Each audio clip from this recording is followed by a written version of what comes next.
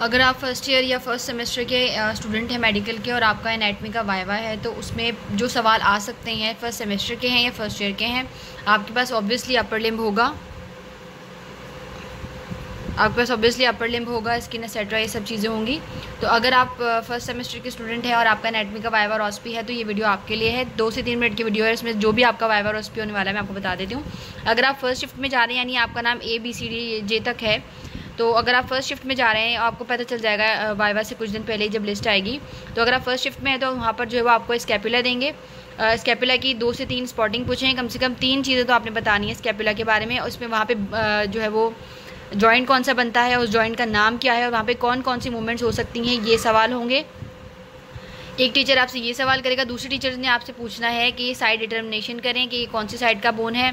जब आप बताएंगे कि भाई ये लेफ़्ट का है या राइट का है, तो फिर आपने ये भी बताना होगा कि ये लेफ़्ट या राइट का क्यों है।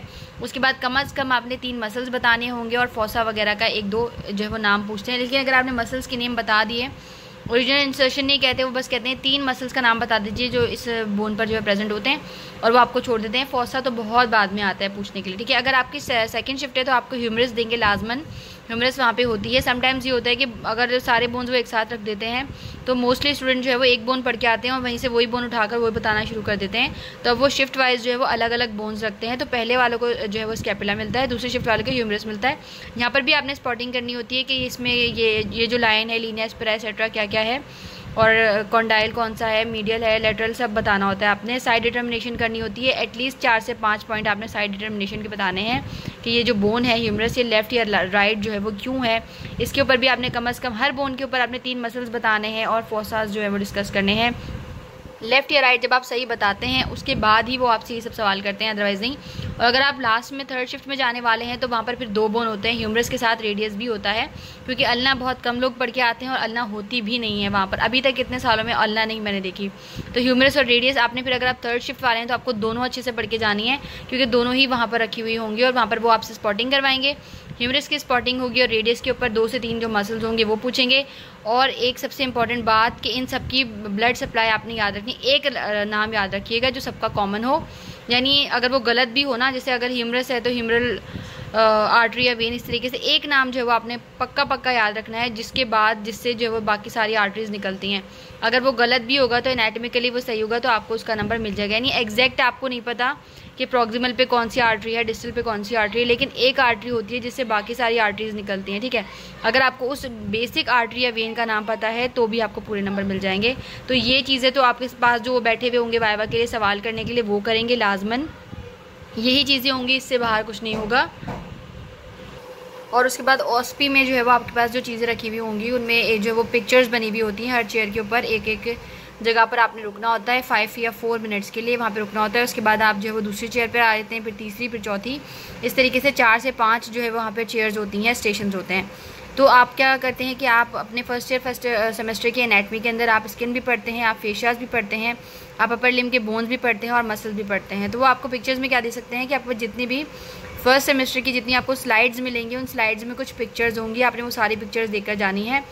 बहुत कॉमन और बहुत ज़्यादा मुश्किल जो है वो एक सवाल होता है एपिथेलियम्स की, आपके पास पिक्चर्स आती हैं, यानी जितने भी आप एपिथेलियम पढ़ेंगे उन सारे एपिथेलियम्स की पिक्चर जो है वो आपको याद करके जानी है। वो कोई सा भी वो आपको पिक्चर दे देंगे और पूछेंगे ये क्या है, वो ये भी नहीं बोलेंगे कौन सा एपिथेलियम है, वो पूछेंगे व्हाट इज़ दिस, और इसकी जो है वो इसके बारे में 3 पॉइंट्स लिख दें। उस पर लिखा होता है व्हाट इज़ दिस, कि ये है क्या, और फिर उसके बारे में 3 पॉइंट्स आपने लिखने होते हैं।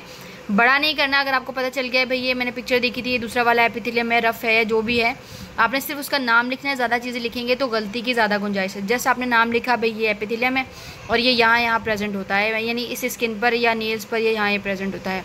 दूसरी चीज़ वो क्या करते हैं कि एक मूवमेंट की पिक्चर बनी हुई होगी, हाथ टुवर्ड्स द बॉडी जा रहा होगा या अवे फ्रॉम द बॉडी। अगर टुवर्ड्स द बॉडी होगा तो इस तरीके का एरो होगा, अवे फ्रॉम द बॉडी होगा तो इस तरीके का एरो होगा। आपने बस वो पूछेंगे व्हाट इज़ दिस मूवमेंट, आपने लिखना है कि अबडक्शन है या एडक्शन है या फ्लेक्जन है, एक्सटेंशन जो भी है। फ्लेक्जन होगी तो इस तरीके से होगा, एक्सटेंशन होगी तो इस तरीके का एरो बना हुआ होगा। आपने ये लिखना है कि ये फ्लेक्जन है या ये एक्सटेंशन है, और नीचे लिख देना, पूछेंगे कि किस चीज़ की है ये, तो वो मूवमेंट किस चीज़ की, तो आपने बताना है कि हिप की हो रही है या आर्म की हो रही है, जो भी, बस ये चीज़। इसके बाद कोसेंट्रिक और इसेंट्रिक मूवमेंट का बहुत कॉमन है।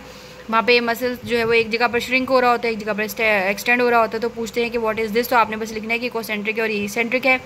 स्किन की पिक्चर बनी हुई होती है, लेयर्स बनी हुई होती हैं स्किन की, पहली, दूसरी, तीसरी, उसके अंदर से सबके नाम होते हैं। बस एक के पूछते हैं कि ये क्या है, इसका नाम बता दें। बस आपने वो नाम बताना है कि ये फेशिया है या ये फैटी लेयर है, जो भी, और आपकी ऑस्पी जो है कंप्लीट हो जाएगी। कोशिश कीजिएगा कि कंसाइज लिखें, बिल्कुल, यानी जो पूछा गया है एग्जैक्ट वो लिखें, इससे ज़्यादा कुछ भी ना लिखें। और सबसे ईजी चीज़ ये हो जाएगी आपके लिए कि जितने भी आपके मेन टॉपिक्स हैं ना, जब आपको आउटलाइन दी जाएगी उसमें आपके पास कुछ टॉपिक होंगे कि हमारे पास स्किन है, हमारे पास ये वाले बोन्स हैं, हमारे पास ये वाले मसल्स हैं।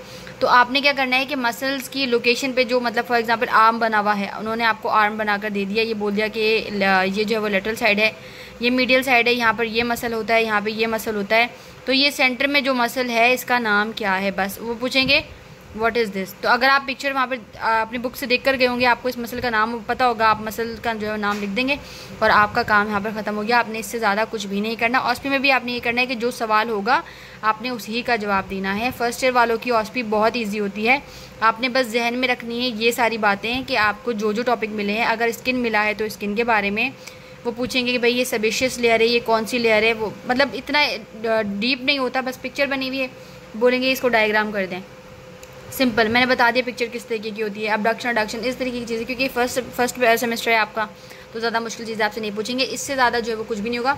सिर्फ शिफ्ट वालों के लिए क्या चेंजेस होंगे, सिर्फ बोन्स के चेंजेस होंगे स्पॉटिंग के लिए। बाकी जो ऑस्पी है वो फर्स्ट शिफ्ट वालों के लिए भी यही होगी, सेकंड शिफ्ट वालों के लिए भी यही होगी, थर्ड शिफ्ट वालों के लिए भी यही होगी। तो अगर आपके फ्रेंड्स फर्स्ट शिफ्ट में है तो आप उनसे ये पूछ सकते हैं कि यार ऑस्पी में क्या था, तो आपको बता देंगे। लेकिन ये प्रॉब्लम है ना कि उनको भी अगर समझ में नहीं आया तो वो क्या करेंगे। तो आपने एपिथेलियम्स याद रखने हैं, मूवमेंट्स याद रखनी है, पिक्चर्स, और सबसे बड़ा काम आप ये करें कि जाने से पहले सारी स्लाइड्स देख कर जाएँ। एटलीस्ट आपको ये तो पता चले कि ये पिक्चर है किस चीज़ की। समटाइम्स वो सेल, मतलब जो हमारे पास इस तरह की स्ट्रैंड बनी हुई होती है ना, वो वाली पिक्चर्स भी वो दे देते हैं बना के, पूछते हैं ये क्या है। तो बच्चों को लगता है यार इतनी आसान चीज़ तो ये नहीं पूछ सकते, और वो कुछ और लिख कर या फिर वो खाली छोड़कर आए थे। तो खाली छोड़कर नहीं आना, उस पिक्चर में आपको कुछ भी समझ में आ रहा है ना, आपने वो चीज़ ज़रूर लिखनी है और वन वर्ड आंसर देने की कोशिश करें। तो ये आपकी फर्स्ट सेमेस्टर की ऑस्पी हो गई।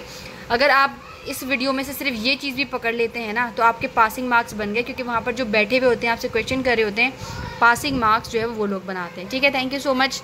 ये था आपका फर्स्ट सेमेस्टर का एनाटॉमी का ऑस्पी वाइवा। तो best of luck, thank you so much, अल्लाह हाफिज़।